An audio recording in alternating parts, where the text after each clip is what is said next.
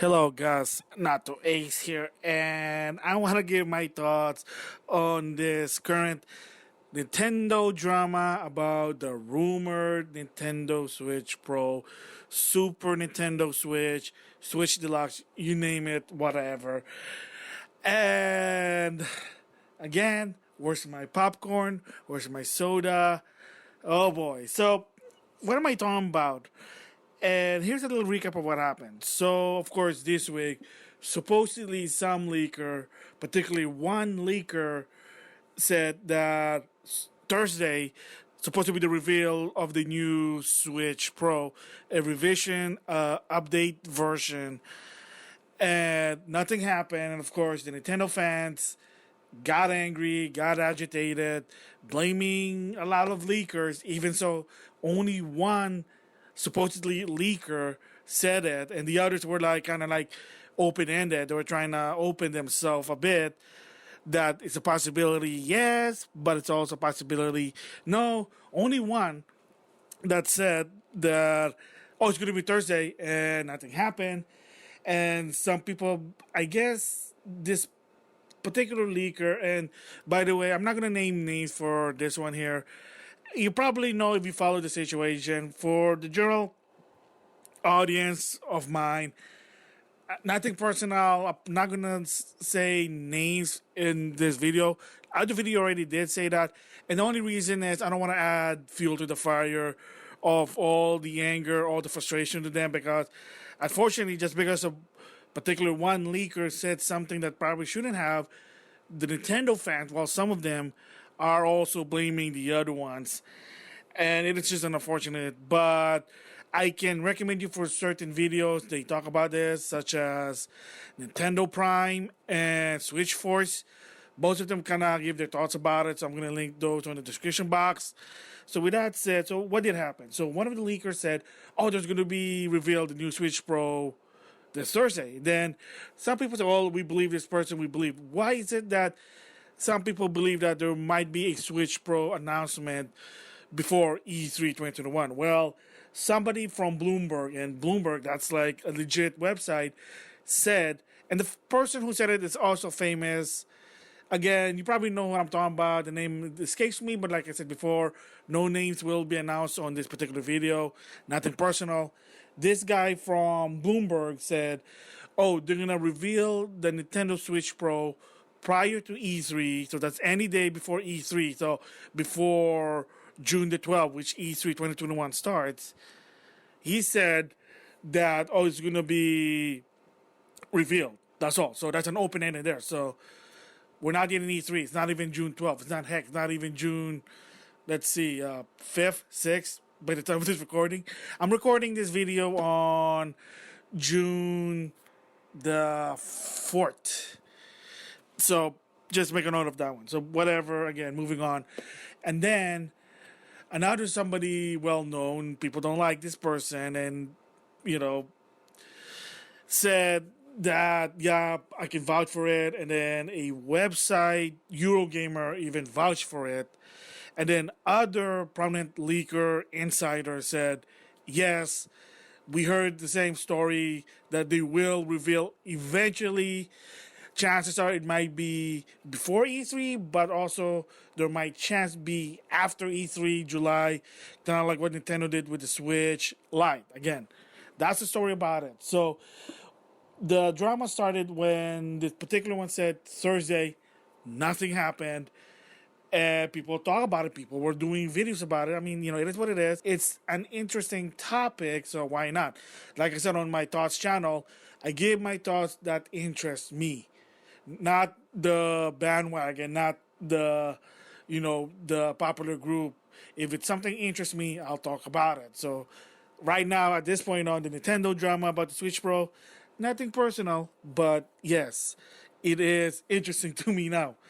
But I'm not going to talk about the Switch Pro because I'll give my thoughts about that a little bit later. But the whole point is like the situation, what people really should do and how to really handle the situation. The conclusion basically about this, that didn't happen. A lot of the Nintendo fan got angry with multiple leakers, insider, and they had to do a response.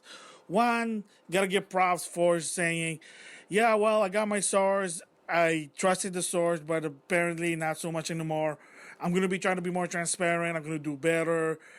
Uh, and in the case with the Switch Pro storyline, I'm going to shift it to first gear and take it easy for a while because it just wasn't working. And then another one, sort of a bit got defensive, but I don't blame this leaker insider because this person actually said, yeah, there will be a Switch Pro eventually, but this person never said when. They just said, yeah, there is. And then now adding in new news is that this person now heard they're starting producing it, and it doesn't matter when it's supposed to be announced as long as they're doing it. Again, whatever. But the bottom line is a lot of the fans are getting agitated to all of them. So one guy's mistake equals apparently all leakers, and again, it is unfortunate, but it is what it is. So, right, like as of right now, really is that there is still no concrete proof for the Nintendo Switch Pro being existing. However, everybody knows whether you're a leaker, you're an insider, you're a rumor mill guy, whatever. The majority of people who are in tune to the video game industry probably have a feeling to a know that yes, there will be a upgraded version of the Switch, and say, why is that? Why should they do that? Well, first of all, it's a portable console, so kind of like the 3DS. They did the new 3DS, the DSi, and Game Boy Advance, I guess, Game Boy Color. There you go. Anything that's sort of a Nintendo portable type system or has a feature for portability, yeah, and they might consider it a Switch Pro, Switch Deluxe, Super Switch. It wouldn't be a surprise. When, again, if somebody from Bloomberg said before E3, why not? Sure, whatever. Maybe it'll be after E3. Maybe it's going to be in July. Who knows? But the bottom line is, it's probably going to actually happen. When? Again, it's a possibility 2021, maybe 2022. So you also got to understand a lot of these people, insider leaker, they're not always 100%, 99%. But yes, their record to some extent is accurate, but they're not perfect. That's always been what they're saying. A lot of this insider leaker already admitted it. Some of it, like sometimes their source is not 100%. But sometimes they trust the people where they got the source from. It is what it is. So again, extreme Nintendo fan, guys, gotta relax about it. If Nintendo is doing it, great. When?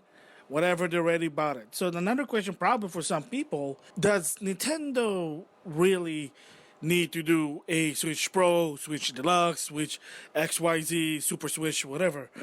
Sadly, the answer is yes. So a good example of what happened when you don't do a revision, sort of an upgrade version of your console.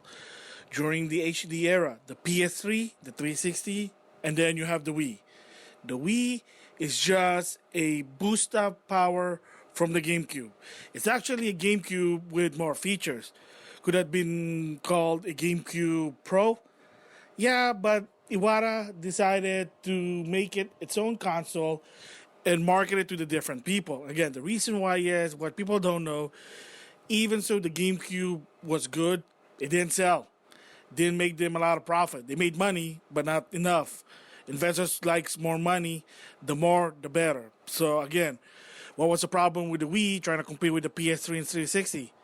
You can't bring some of the games that's 1080p versus what? 480p for the Wii? Again, fun versus graphic. Fine, let's move on to the PS4 and Xbox One versus the Wii U. Yeah, finally, the Wii U. It's a Wii HD is what people call it. Again, what happened? You got third-party games that finally able to go there. Problem is, it was already too late. People already moved on. And some of them, when they were released simultaneously, the Wii U version was either missing some features or they didn't put enough features in it. Again, why would you buy a game that has missing feature versus a full featured game? So that was the problem with the Wii U trying to compete against the PS4 and the Xbox One. Granted, the PS4 and Xbox One are 1080p base. Remember, there was a mid revision that kind of boosts up to 4K. As of right now, I have a 4K PS4. Does it make a difference? Yeah, to some extent. Again, it's kind of like the 3DS versus the new 3DS. It's not just graphic, but it has more power in it. But more power means more cost. So what happened with the Wii U when they didn't do a Wii Pro? Couldn't compete. That's why when push comes to shove, they just said, we're done. Now you're moving on with the PS5 and the Xbox Series XS versus the Switch. Right now, what's the problem? Some games from the PS4 and Xbox Series XS are not on the Switch. Resident Evil 7 is not on the Switch. Resident Evil 8 is not on the Switch. Rise is not on the Switch. And I said it before, Final Fantasy 15 is not on the Switch. Most common reason is not enough power. Even so, Capcom practically begged to Nintendo to add more power. It's still not enough. Why is there no Yakuza game on the Switch? Well, granted, the creator of the guy said, well, we did put Yakuza Classic 1 and 2 on the Wii U, and that didn't sell. Yeah, I mean, it's not really fair, but like I said from a different video, Yakuza 1 and 2 for the PS2, they were not good. Just saying. Can the Kiwami game work? Oh, definitely can work. Again, remember, at this point on, if you're going to compare PS3 360 versus the Switch is more powerful. In the case with the Wii U, there's a lot of mixed messages. Some people said it's weaker than PS3 360. Some people said it's stronger. No one really knows. I don't know. I mean, if you guys know, leave your comments. I mean, for me, from what I heard, I guess it is more powerful. That's what I understand. But again, whatever, that's in the past. I mean, compared to the PS4 and Xbox One, then that's a different story there. Sorry, I digress there. So the bottom line is what I'm trying to say here about this Nintendo drama with the Switch Pro. Just relax. Just to the extreme Nintendo fan, relax.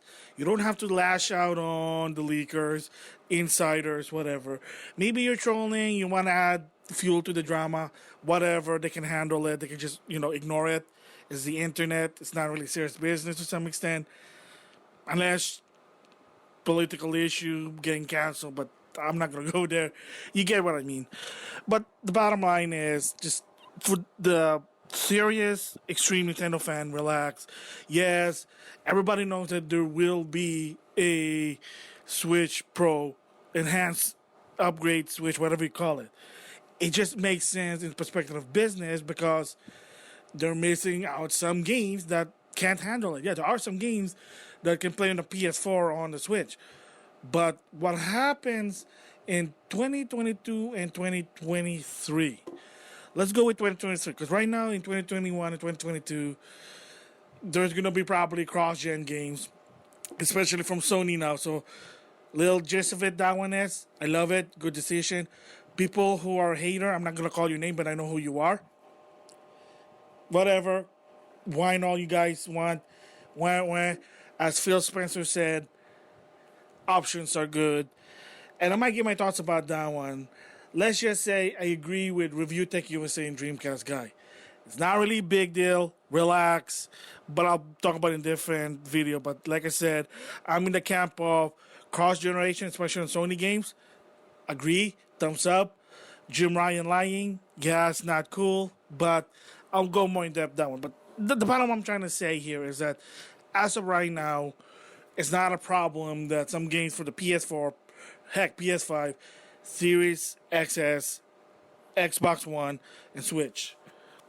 Some games are able. I mean, you can see like Sakura, Rise apparently sold a lot, and Player Essence said because of the Switch. Sure, whatever.